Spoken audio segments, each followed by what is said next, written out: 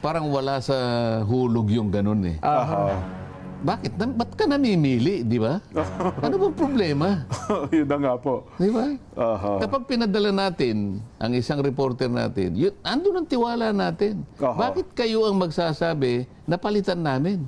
Ayan. Di ba kami? Dapat yung nagpadala, yun ang merong discretion na palitan kung saan na siya gustong ilagay. Ayan. Hindi kayo ang magpapalit. Totoo. Kahit suggestion lang, parang hindi tama. Hindi pa rin tama. Tama po. Ayun, good morning, good morning, good morning, good evening, good evening, good evening. Ano mang oras po ninyo mapapanood ang video ito, mga kababayan at mga mahal po naming taga-subaybay. Nandito na naman ang inyong lingkod, Just Vlog. Muli na naman tayong magbabalitaktakan. Pag-uusapan ng mga maiinit na isyo, mga nagbabaga at nakakapaso na mga isyo. Katulad nitong aking i-share sa inyo sa pagkakataong ito, mga kababayan. Ito, mainit-init pa ito. Hinintay ko lang po kasi na talakayin po ito sa ating pinagkakatiwalaan na istasyon. Walang iba kundi ang Net25 sa saganang mamamayan, mga kababayan.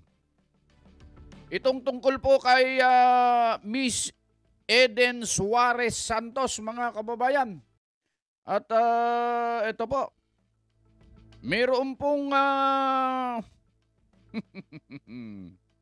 ano ba, takot ba kayo kay Miss Eden? Viral po ito ngayon sa social media, mga kababayan, na si Miss Eden Santos po ng Net25 ay pinatatanggal ng PCO sa Malacanang.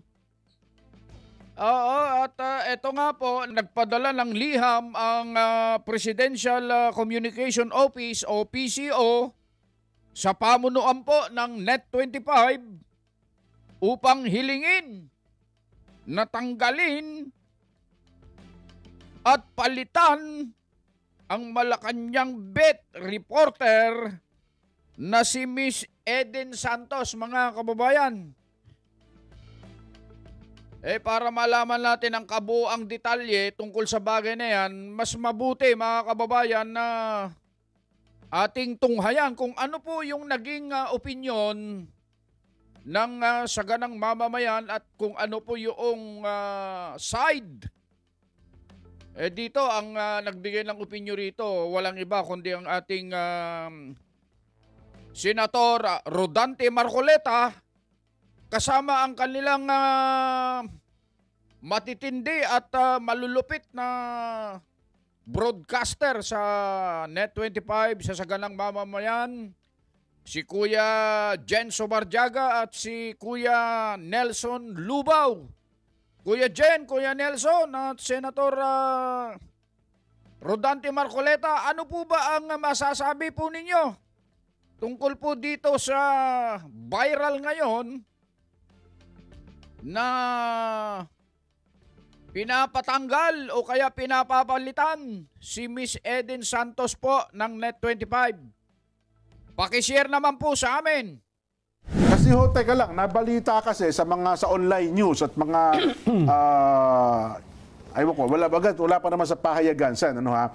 Ito pong sulat ng Presidential Communications Office. Lumabas na sa pahayagan. Meron na ba sa mga pahayagan? Ayun, no? At ito, ayaw sana natin talakayin ito, Sen, eh. Kasi ang pagkakaintindi natin, dapat ito po internal sa pagitan po ng Net25 at saka ng Presidential Communications Office. Sumulat po kasi sila sa atin hong Chief of Reporters na hinihiling na ang ating reporter sa Malacanang na si Ate Eden Suarez Santos ay mailipat daw po ng ibang beat assignment, Sen. Bakit daw? Sapagkat si Eden daw po ay meron yatang di umano ay mga paglabag sa protocol sapagkat nais niya yatang mag-ambush interview kay Pangulong Bongbong Marcos sa isang event. Kaya yun po ang ginamit nilang ground para sumulat daw po sa ating himpilan, Sen. Teka muna, yung protocol na yun ay dumaan sa public hearing. Wala na po pa.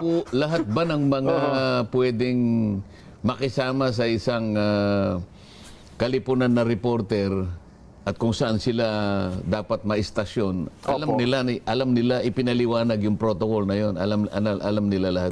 At pumayag lahat. Actually, wala namang dito tanong. Dito'y parang mensahe na pinadadala sa lahat ng mga himpilan ng radyo, telebisyon at mga reporters na nagko-cover ng Malacanang, Sen. So, bakit naman, baka naman lumalabag na kayo sa press freedom pag gaganyan. May ganun ba? Kung minsan kasi, may kinakailangang itanong talaga at hindi mo naman talaga mapipili yung oras. Lalo na yung pagkakataon, doon mo lang nakita halimbawa yung taong gusto mong tanungin. At talagang gusto mo namang itanong yun sapagkat bahagi ng tungkulin mo. Hinahabol mo talaga yung may mga ano yung reporter may mga deadline, oras, may mga deadlines. At siguro isa sa kanyang assignment ay kailangan nating magkaroon ng ganitong reaction mula sa taong ito. At ang deadline niya, yun ang panahon na nakita niya. Paano mo ipagbabawal yun? Parang may nilabas silang videos kung hindi ako nagkakama. Ito atay event sa Tarlac, tama ba, Nelson? Na parang may papakita ba natin? Alam ko nilabas din nila Sa mga sinasabi mo, merong protocol na bawal ang ambush interview sa ating Pangulo? May ganun po na pakiusap sila na kung maaari, wala tayong ambush interview, maliban lang gustuhin ng Pangulo na yun naman pala bakit talaga? Ayaw ba ng Pangulo na ma-interview siya? O sila lang ang gumagawa ng paraan? Baka naman ang Pangulo nakahanda namang magpa-interview. Sila lang. Yun nga yung sinasabi ko, yung protocol ba na yan pinag-aralan at yan ba'y sinang-ayunan ng lahat ng mga reporters na may kinalaman dyan? Parang yun ata kasi kanila request yun, Sen parang protocol, request basically. Una ako, personal. Kung hihilingin nila si Eden Suarez Santos ay ilipat at alisin doon, paano natin gagawin yun? Si Eden pa naman ang pinakamatinik nating reporter. Yun na nga po. Paano ko isa-substitute yan? Saan ako hahanap pa? Napakahirap namang kumuha ng reporter. Alam mo naman ang reporter natin, taon na. Taon na ang kanilang training dito. Hindi naman ganun kadali na basta ka na lang maglipat. Tsaka hindi ganun naman ang patakaran. Bakit naman ako? Kauna-una ang pagkakataong pumunta lang ako sa Senado para lang makita ko yung espasyong binigay sa akin para sa aking opisina. Dalawang bagay kasi ang ipinunta ko ron. Merong orientation dun sa Finance and Administration.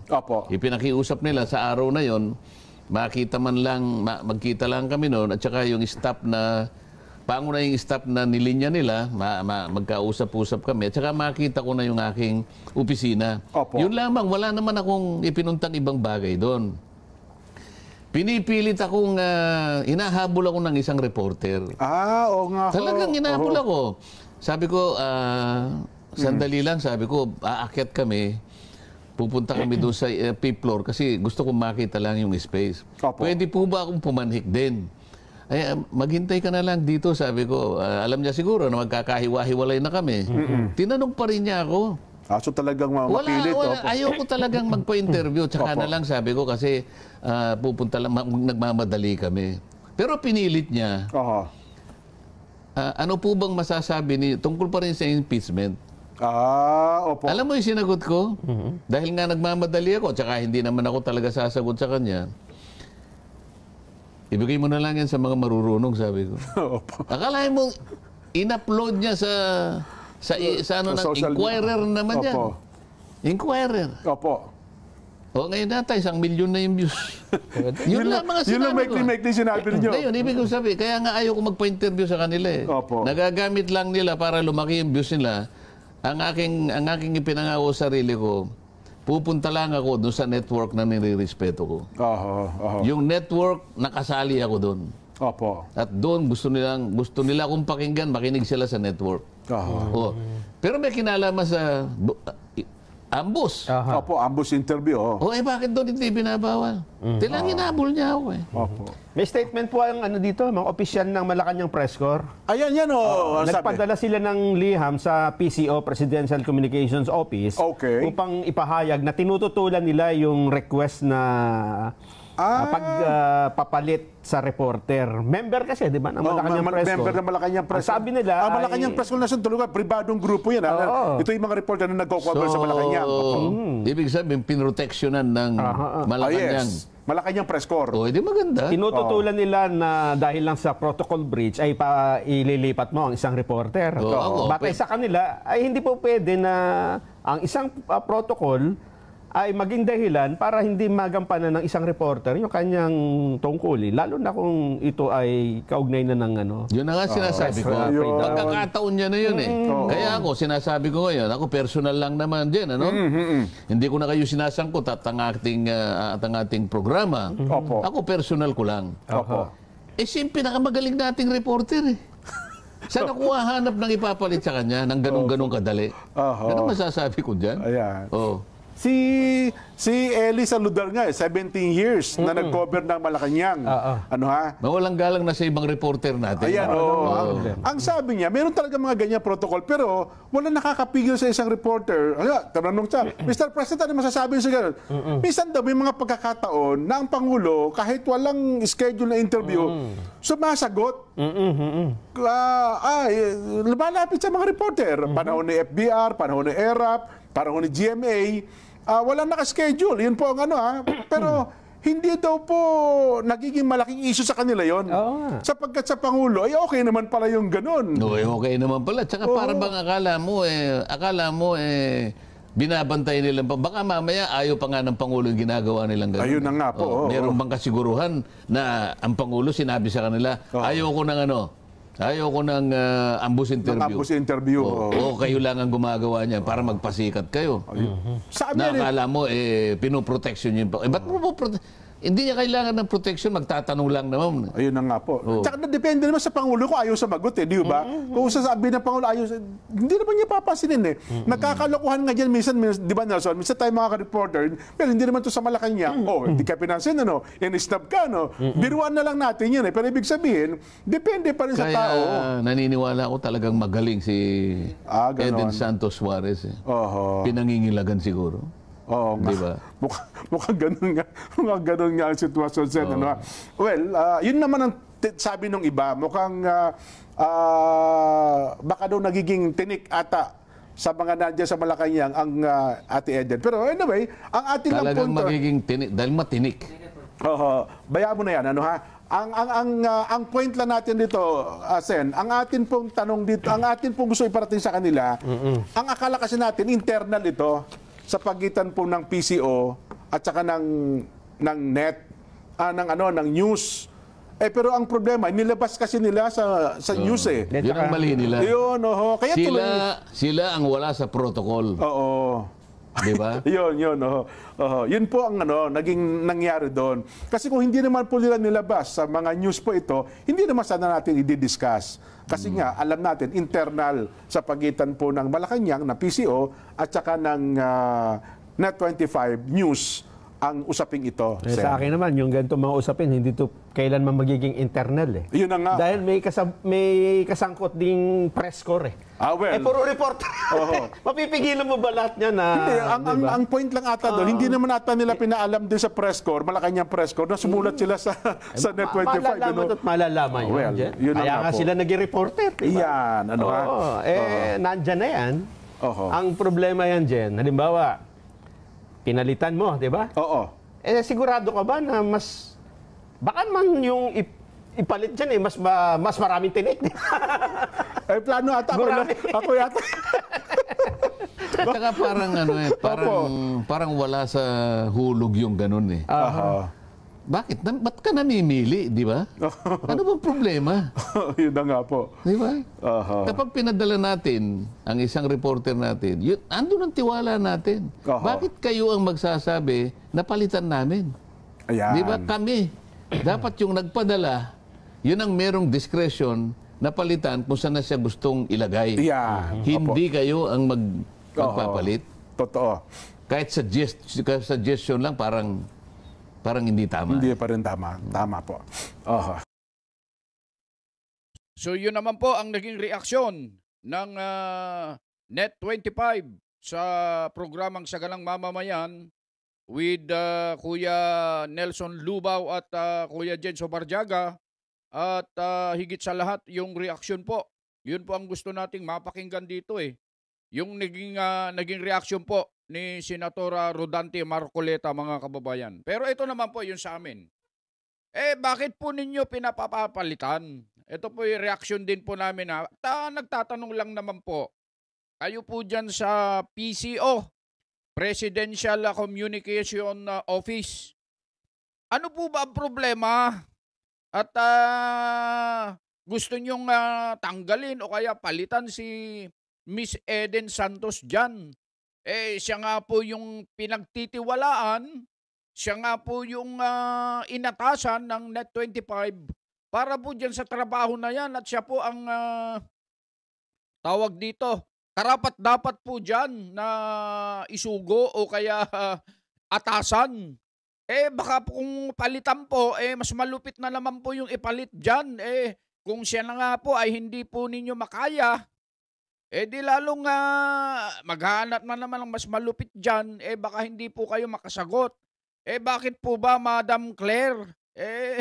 Takot po ba kayo sa mga tanong ni Miss Eden Santos? Kayo po na nasa PCO? Kayo po ba ay naaalibadbaran? Kung kayo po ay talagang naglilingkod sa bayan sapagkat kayo po ay pinasasahod ng mga tax ng taong bayan, dapat kung ano man yung mga tanong na gustong malaman ng mga mamamayan, ng mga kababayan natin, kahit gaano mang kahirap na tanong yan, gaano mang kabigat yan, dapat handa po kayong sumagot. Yun po ang gustong malaman ng taong bayan po di po ba? Yun naman po, itanong lang naman po namin. Mga kababayan, napanood nyo po yung naging reaksyon po sa Sagalang Mamamayan. Kayo na po ang humusga tungkol sa bagay na ito. Bueno, hanggang dyan lamang ang ating maisishare sa pagkakataong ito. Muli po ang inyong lingkod, Just Vlog. Bumabati po sa inyo. Anumang oras po ninyo mapapanood ang video ito. Magandang umaga, magandang araw, magandang gabi, magandang tanghali, o anuman pong oras. Lagi po kayong mag-iingat sa inyong mga paggawa.